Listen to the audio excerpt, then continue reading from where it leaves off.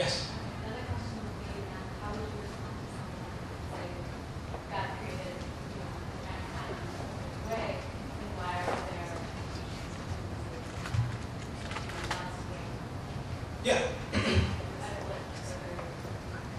Yeah, so the idea is that why are some people born with genetic defects, or why do some babies die early? This has to do not just necessarily with a scientific question, but more of a theological question. It kind of also has to do with the question of why does evil exist in the world and such. That's the question that you're asking. And so we as Muslims would say that if a child is born with like a genetic defect, or if a child dies early, for example, then that person, if they haven't reached the stage of puberty, like if a child dies when they're like 6 months old or something like that, or even before they hit puberty, that person is automatically taken to heaven. That there's no account taken of that person, regardless of whether the parents were Muslim, Christian, Jewish or not, that is a person that is considered as immaculately pure and without sin, and so that person will not be held accountable for believing in God or for any actions of righteousness that all of us would be asked about. So that's their fate. And in fact, Muslims believe that those children are actually taken to heaven immediately under the care of Prophet Abraham, may God's peace and blessing be upon him, where he's sort of their caretaker for all of eternity. And so, when with the question of evil, is that then we would kind of turn that question back around. Is that really so evil that if God is sparing someone having to be in this world, and again this makes sense if you believe in an afterlife, obviously. If you believe in an afterlife, obviously, that if God is sparing someone of being in this world and taking them to heaven immediately, then is that necessarily an evil thing? And so if somebody is born with a genetic defect, let's say that now they're born with a genetic defect, they have to live their entire life like that. That person, again, is not considered mukallaf. He's not considered responsible for acknowledging the existence of God. So somebody who's born mentally retarded, or somebody who's born with Down syndrome, that's a person who, again, no account will be taken of, that no questioning will be made, and that is a person that will be taken to heaven right away. So in the end, the cosmic balance, or the divine balance, is that justice is still meted out. That those people who are given some sort of handicap and disability in this world, that Allah makes it up to them in the next world. Whereas the rest of us, that we have a lot of issues that we have to be answerable about. Yes? What was God saying dinosaurs? I'm sorry? Does God say anything about beings like dinosaurs or anything like that? Does the Quran say anything about dinosaurs? It doesn't specifically say anything about the dinosaurs, but what it does say is that the earth was created much before we came here. And so we are told, the Quran does say, that there were other life forms before you.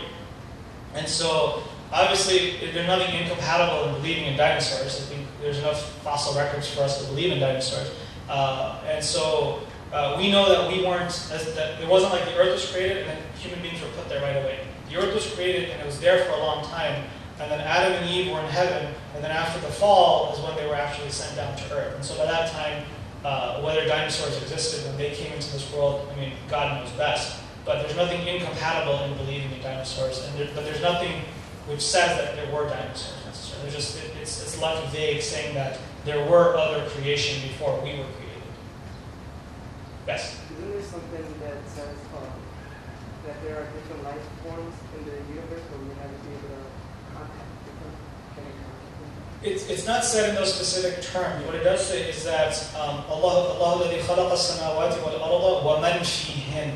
So Allah is the one who created all living things in the heavens and the earth.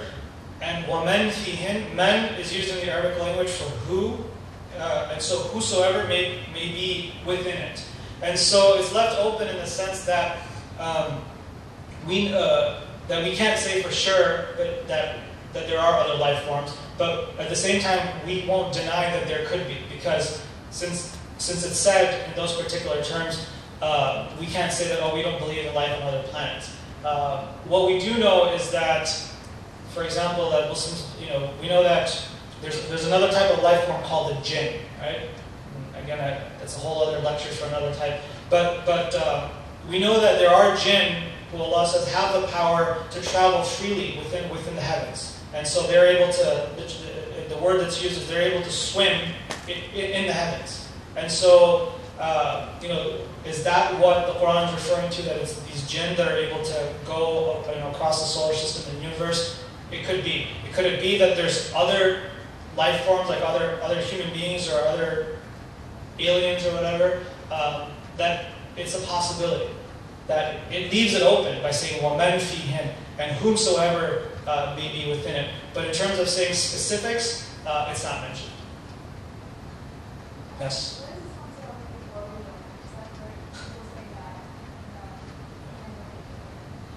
Yeah, I mean that's a really big topic within Muslims themselves, and there's not really one agreed upon opinion, because just like you said, there are people that would say no, and there are people that would allow for it. So it depends on who you ask. So if you ask me, I can give you my personal opinion. Organ donation in Islam, is it allowed or is it not allowed? So I can give you my personal opinion, but with the caveat and with the disclaimer that I'm not representing the entire corpus of the world's Muslims or any scholar. I'm not a scholar or any other type of organization. There is a hadith of the Prophet which said that harming a corpse or mutilating a corpse is the same level of sin as it would be if the person were still alive. In other words, there's this understanding that once we die, that these bodies that we have right now, not even once we die, but these bodies that we have right now, that they're not even ours to begin with, that they're still part of God's property. That the only thing that is ours is our spirit, which also is God's property, but that we have no control over our bodies after we die.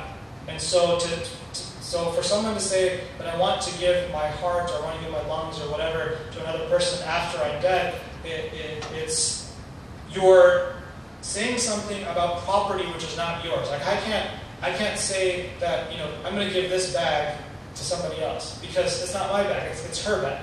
It's not my property. So in the same way that people who would argue against organ transplantation would use arguments like that. But of course, then you have, for the interest of full disclosure, I'll give you the other side of the argument, which just because I don't personally agree in doesn't mean that it's wrong.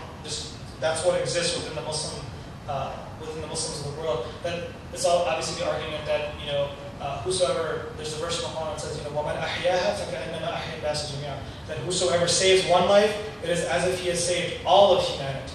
So if you have the opportunity, through your death, to save multiple people with different organs, like somebody needs a heart, somebody needs the lungs or kidneys or whatever, and you can do that, then why wouldn't you do that if you're getting so much reward? And wouldn't God want that? That wouldn't God want good for humanity? So that's the argument that's made there.